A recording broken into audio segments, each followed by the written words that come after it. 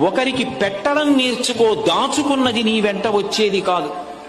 నరసింహశతక కర్తే ఒక మాట అంటాడు, తల్లి గర్భము నుండి ధనము తేడెవ్వడు, వెళ్ళిపోయేడినాడు వెంటరాదు.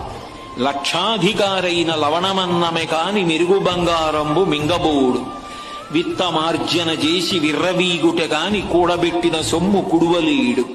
పుందుగామరుగైన భూమి లోపల పెట్టి దాన ధర్మము లేక దాచి దాచి తుదకు దొంగలకిత్తురో దొరలకవునో.